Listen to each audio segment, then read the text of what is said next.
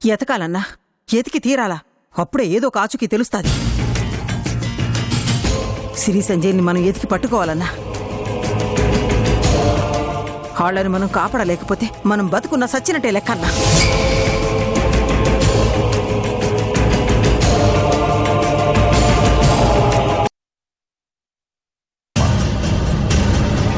నేను చెప్పినాను కదా బావగారు, క్షేమంగా తీసుకొచ్చి వాళ్ళని అప్పచెప్తానని. ఎందుకు కంగారు పడినారు? నువ్వు చెప్పినావు ఇంద్రాణి, నీ మీద నాకు నమ్మకం ఉండదు వీళ్ళని జాగ్రత్తగా తీసుకొస్తావని. కానీ ఎక్కడొచ్చింది ఆందోళన. అసలే సిరి ఒట్టి మనిషి కూడా కాకపోయే, అందుకే కంగారు పడినాను.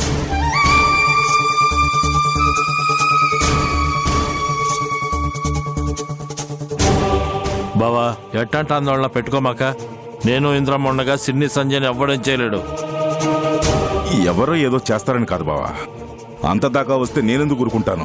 తేల్చుకోవడానికి నేను సిద్ధంగా ఉంటాను. కాకపోతే మన రెండు కుటుంబాలు దగ్గరవుతున్న ఇట్లాంటి సమయంలో ఏ గొడవ అవ్వకూడదనేదే సిరి కోరిక. అందుకే ఆగుతా ఉంటాను. ఇక ఏ గొడవలు రావు బావగారు. మా తమ్ముడు చేసిన తప్పుకి నేను క్షమాపణ చెప్తా ఉండాను. నువ్వు క్షమాపణ చెప్పడం ఏంటత్తా? అవును సిరి, నా మీద కోపంతోనే శివయ్య మీ ఇద్దరిని సంపనిక చూసినాడు. ఇప్పుడు ఇదంతా జరగనిక కారణం నేనే.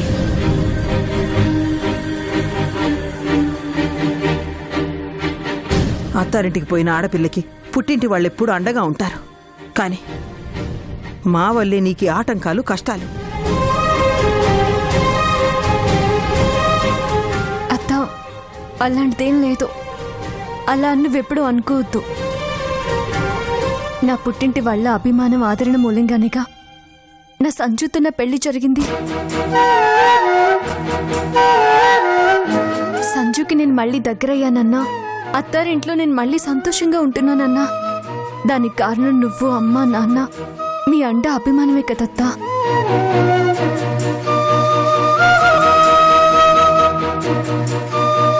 మామయ్య ఆప్యాయత, సంజు ప్రేమ, మీ అనురాగం, ఇవే అత్తా ఈ సిరికి కొండంత అందా.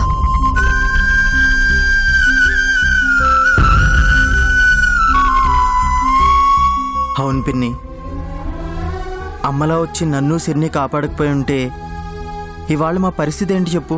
ప్రాణాలతో ఉండేవాళ్ళమా?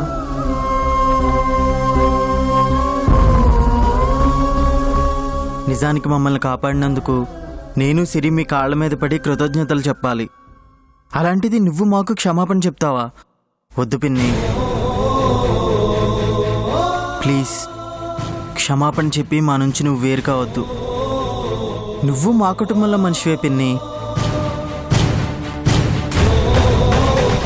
నువ్వు మాకు దూరంగా మీ ఇంట్లో ఉండొచ్చు, కానీ నువ్వు మా పట్ల చూపించే అభిమానం, ఆప్యాయత, మా క్షేమం కోసం, మా సంతోషం కోసం నువ్వు పడే ఆతృత, ఆరాటం, ఇవన్నీ మా మనసుకి ఎప్పుడు నిన్ను దగ్గర చేస్తూనే ఉంటాయి.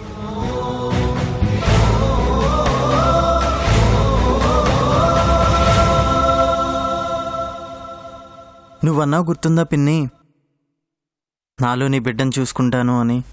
నీ బిడ్డ కోసం ఈ అమ్మ మా ఇంట్లో ఉండట్లేదనే మా బాధంతా. ఇక్కడే ఉండిపోవచ్చు కదా పిన్ని.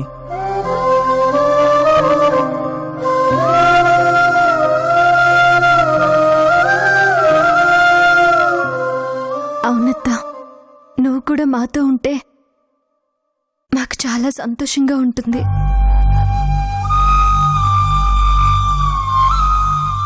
ఏందింద్రాని ఇంకా ఆలోచిస్తా ఉండవు?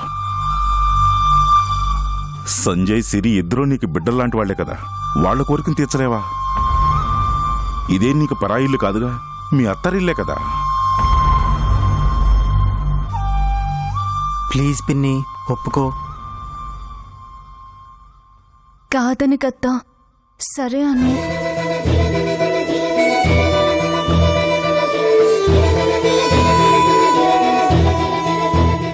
వస్తా సిరి, తప్పకుండా వస్తాను. సమయం వచ్చినప్పుడు మీకోసమే వస్తాను. కానీ దయచేసి ఇప్పుడు మాత్రం నన్ను బలవంత పెట్టమాకండి. అది కాదత్తా. చెప్పినానుగా సిరి, అర్థం చేసుకో. సంజయ్, సిరి, మీరు మాత్రం కాస్త జాగ్రత్తగా ఉండండి. వస్తాం బావగారు.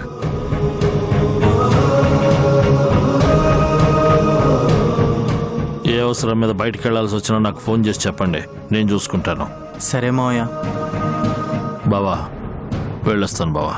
మంచిది బావా, జాగ్రత్త. సంజు జాగ్రత్త. జాగ్రత్త అమ్మా. వస్తానమ్మా.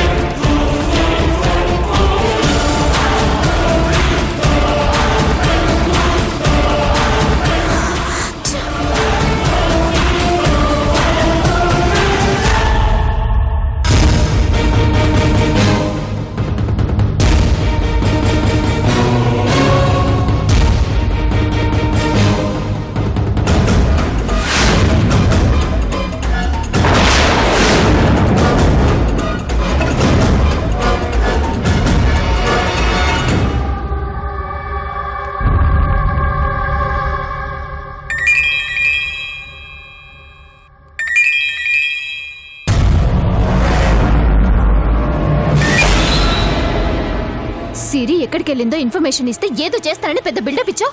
ఏం చేసావు? ఇంటికి సేఫ్గా వచ్చేది. నాకు హెల్ప్ చేస్తానన్నా ఇదేనా? నీ మీద చాలా ఎక్స్పెక్టేషన్స్ పెట్టుకున్నాను, కానీ ఉపయోగం లేదనిపిస్తుంది. సలహా చెప్పానని నా మీద కేకలు వేయడం కాదు, చెప్పిన పని చేయడం నేర్చుకో.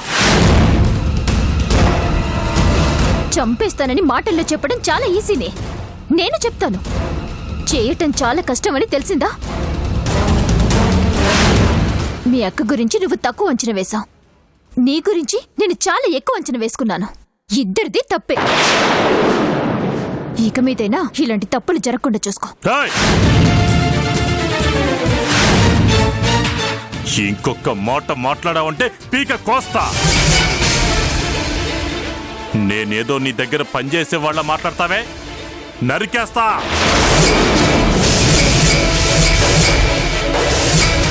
నా ముందు లేవు కాబట్టి బతికిపోయినావు, లేదంటే ముందు నీ శవాన్ని నీటికి పంపించేవాడిని.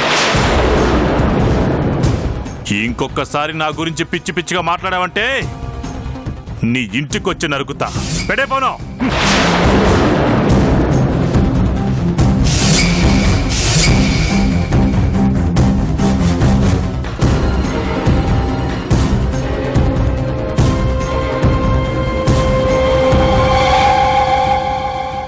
ఎక్స్ట్రాలు ఏమైనా మాట్లాడానా?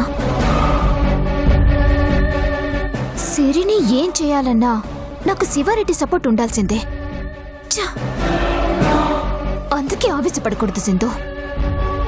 Cool cool.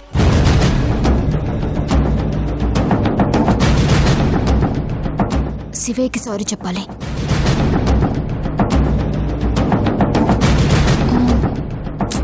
ఇప్పుడు వద్దులే, అసలే కోపంగా ఉన్నాడు. తర్వాత చేసి చెప్తాను.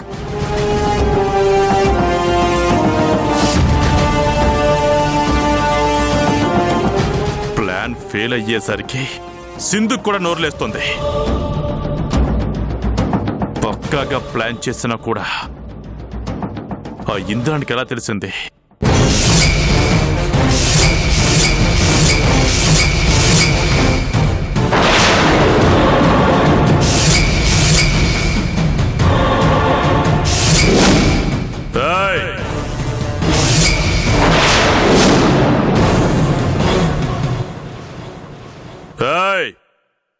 ఇట్రా.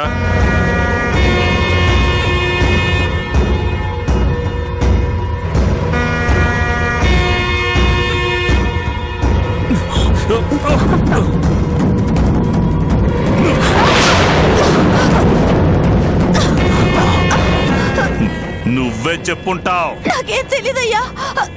తెలుసు, నేను సంజయ్ని చంపబోతున్నానన్న విషయం నీ ఒక్కదానికే తెలుసు. నా పక్కనుండాది నువ్వే. చెప్పు, ఎందుకు చెప్పినావు? నేను నిజంగానే చెప్పలేదయ్యా. నువ్వు చెప్పకుండానే ఇంద్రాన్ని అక్కడికి వచ్చినాదా? వస్తుందయ్యా. నువ్వెక్కడున్నా ఆ సిరి సంజయ్ ఏం చేసినా మీ అక్క ఇక్కడికి వస్తుంది. ఎట్టా వస్తది? ఎలా అంటే, నువ్వు సిరి వాళ్ళ మీద 100 కళ్ళేసి ఉంచితే మీ అక్క నీ మీద, నీ కదలికల మీద 1000 కళ్ళేసి ఉంచుతుందయ్యా. పథకాలు వెయ్యడంలో, పగోళ్ళని చంపడంలో మీ అక్క నీకంటే ముందే ఎంతో అనుభవం సంపాదించినదయ్యా. అట్టంటే నీ అక్కకి నువ్వు ఎక్కడున్నావో, ఏం చేయబోతుండావో ఆ మాత్రం తెలుసుకోలేదయ్యా. నీకెప్పుడో చెప్పినది, సిరి సంతోషం కోసం తను ఏమన్నా చేస్తానని. ఇప్పుడు చేసి చూపించినది. నువ్వు ఎంత పక్కాగా పథకం వేసినా దాన్ని చక్కగా తుడిచిపెట్టేస్తదయ్యా. మీ అక్క గురించి తెలిసి కూడా ఎందుకయ్యేట కోరి గొడవ పెట్టుకుంటా ఉండవు. వద్దయ్యా. భయంతో మీ అమ్మనెట్టగా ఊరు దాటించినావు. ఇప్పుడు చంపబోతా ఉంటే భయంతో వచ్చేసినావు. పగంటేనే భయం అయ్యా, బతుకు కాదు. నువ్వు నాకు బ్రతుకునిచ్చావు, అందుకే నువ్వు బ్రతుకుండాలని కోరుకుంటా ఉండాను. మీ అక్క ఊరుకోదయ్యా. నువ్వు ఏడున్నా వచ్చి చంపేత్తది. మనం కూడా ఊరోజులు వెళ్ళిపోదాం పదయ్యా. రాయ్యా.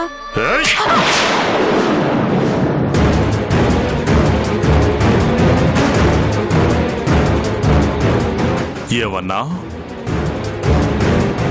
మా అక్కకు భయపడి ఊరొదులు వెళ్ళిపోవాలా? అలా వెళ్ళిపోతే ఈ శివయ్య చచ్చినట్టే లెక్క. ఇక్కడే ఉంటా, ఎవరొస్తారో చూస్తా. శివయ్య చావుకి భయపడ్డావు. ఆ పగోళ్ళని చంపకుండా వదిలిపెట్టడు.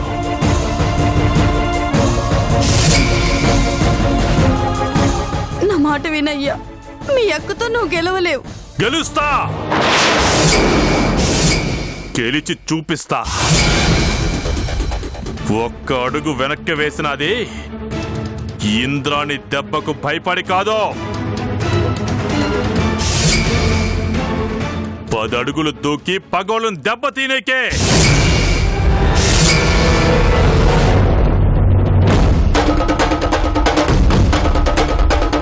పగలు రాత్రి ఒకటి తర్వాత ఒకటి వస్తానే ఉంటది. ఒట్టాగే దెబ్బ తర్వాత దెబ్బ పగోళ్ళ మీద పడతానే ఉంటది. ఆగదు, ఆపను.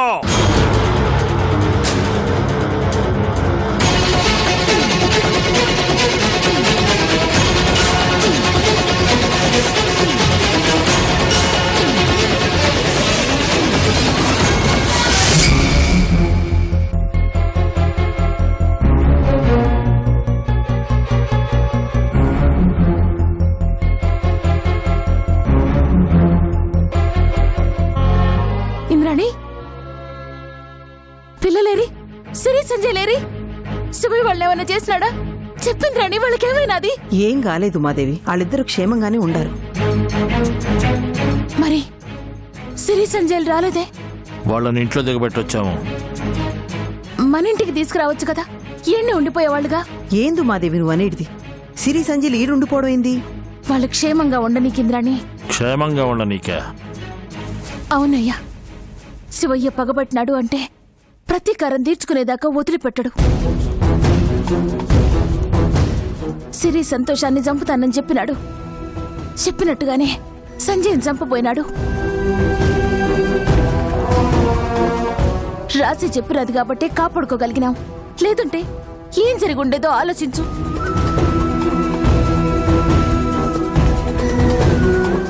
ఇలా ఎంతకాలం శివయ్య బారి నుంచి కాపాడతాం? ప్రతిసారి రాసి చెప్పలేదుగా. అన్ని రోజులు మనకు అనుకూలంగా ఉండవు ఇంద్రాణి. అందుకే సిరి సంజయ్ని మన ఇంట్లోనే ఉండిపోమని చెబుదాము. వాళ్ళని తీసుకొచ్చి మన ఇంట్లో ఉండిపోమంటే శివయ్యకి మనం భయపడినట్టు అవుతాది. ఆడు మనల్ని చూసి భయపడాలా గాని ఎట్టి పరిస్థితుల్లోనూ మనం వాడిని చూసి భయపడకూడదు మాదేవి.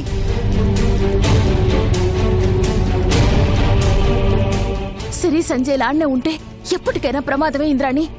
బయట చంపాలనుకున్నవాడు రేపు ఇంటికెళ్ళి చంపడని నమ్మకం ఏంది చెప్పు? సిరి అత్తారింట్లో ఎప్పుడు ఏం జరుగుతాదో అన్నది ఏడున్న మనకెట్లా తెలుస్తుంది?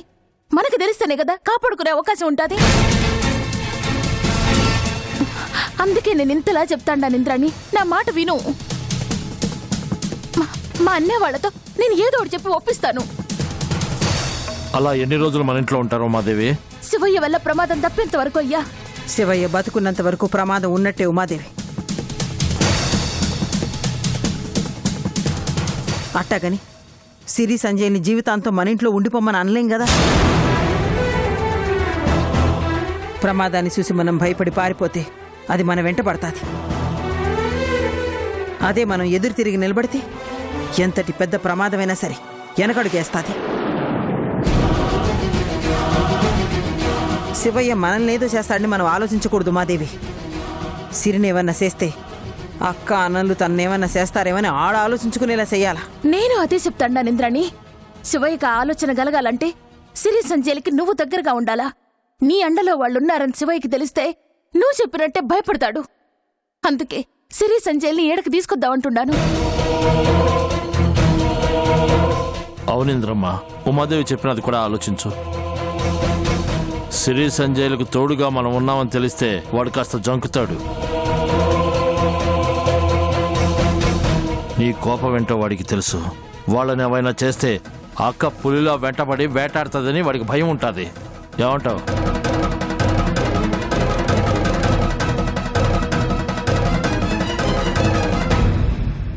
నీ నిర్ణయం చెబితే నేను ఆయన మా అన్నయ్య వాళ్ళ ఇంటికి పోయి మాట్లాడి సిరి సంజయ్ని ఏడకి తీసుకొస్తాము.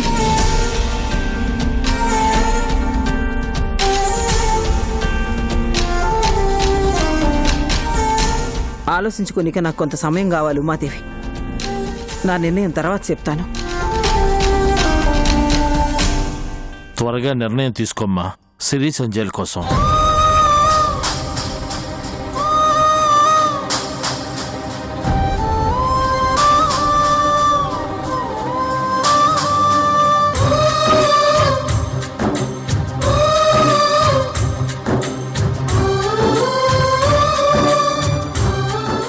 ఇంద్రాణి నిర్ణయం చెబుతానన్నదిగా, అప్పటిదాకా ఆగుదాము.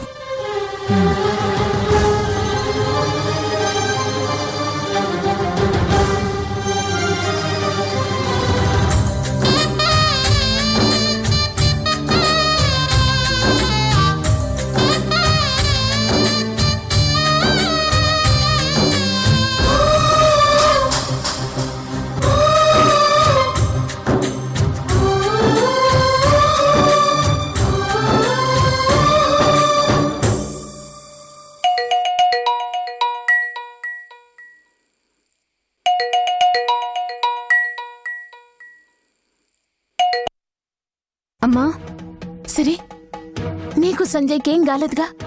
మీరు బానే ఉండారుగా? బానే ఉన్నామమ్మా, మాకేం కాలేదు. నువ్వెలా ఉన్నావు? ఎలా ఉంటాను? నీకు ప్రమాదం ఉండదని తెలిస్తే మీ అమ్మ ప్రశాంతంగా ఉండగలదా? సంజయ్ని మీ బాబాయ్ చంపబోతున్నాడని తెలిసి నేనెంత కంగారు పడుతున్నానో తెలుసా? ఇప్పుడే మీ అత్తొచ్చి మిమ్మల్ని క్షేమంగా ఆడ దించినానని చెప్పిన తర్వాతే నా మనసు కాస్త స్థిమిత పడినది. అమ్మా మాకేం కాదు. అనవసరంగా మా గురించి కంగారు పడి నీ ఆరోగ్యం పాడు చేసుకోకు. ఇంద్రాణి అత్తుండగా మమ్మల్ని ఎవరేం చేయలేరమ్మా. నువ్వు ధైర్యంగా ఉండు. సిరి, నిన్ను మాట అడుగుతాను, నువ్వు కాదనుగా? ఏంటమ్మా అది? నువ్వు సంజయ్ ఆన్నే ఉంటే మీ బాబాయ్ మిమ్మల్ని ఏదో ఒకటి చేస్తాడు.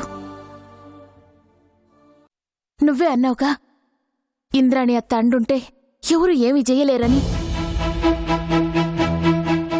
అదే మీ ఇద్దరు మా ఇంట్లో ఉంటే నిజంగానే ఎవరు ఏం చేయలేరు సిరి. నువ్వు సంజయ్తో మాట్లాడి ఒప్పించి మీ ఇద్దరు ఇక్కడికి రాకూడదు? జాలేమమ్మా. ఏం సిరి, మీ క్షేమం కోసమేగా నేను చెప్తాండది. అమ్మా, ఒకసారి అత్తారింటికి దూరమై చాలా బాధపడాల్సి వచ్చింది. సంజు నేను వేరుగా ఉండాల్సి వచ్చింది. నువ్వు మర్చిపోయావా? ఇప్పుడు ఈడ కూడా మీ ఇద్దరు కలిసే ఉంటారుగా సిరి. కేవలం నేను సంజు కలిసి ఉండడం కాదమ్మా. అలా అయితే మన రెండు కుటుంబాల మధ్య ఉన్న పగను చూసి మేమిద్దరం ఎప్పుడూ కలిసి మీకు దూరంగా వెళ్ళిపోయి ఉండేవాళ్ళమమ్మా. నా అత్తారింట్లో నేను సంజు కలిసి సంతోషంగా కాపురం చేయాలన్నదే నా కోరికమ్మా. ఇప్పుడు మాకేదో జరుగుతుందని అత్తరిళ్ళు వదిలి పుట్టింట్లో ఉంటే నేను స్వార్థపరాలనవుతానమ్మా. నా సంజు తర్వాతే నాకేదైనా. నన్ను క్షమించమ్మా. నా మాట కాదనుకు. అది కాదు సిరి, ఒకసారి నేను చెప్పేది ఆలోచించవే. ప్లీజ్ అమ్మా, నన్ను బలవంత పెట్టుతూ ఉంటాను.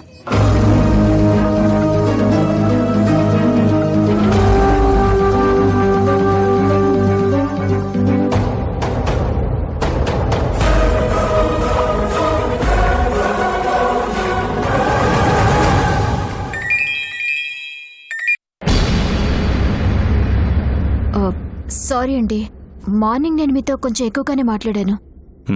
విషయం చెప్పు. ఇంద్రాణి మా ఇంటికొచ్చింది.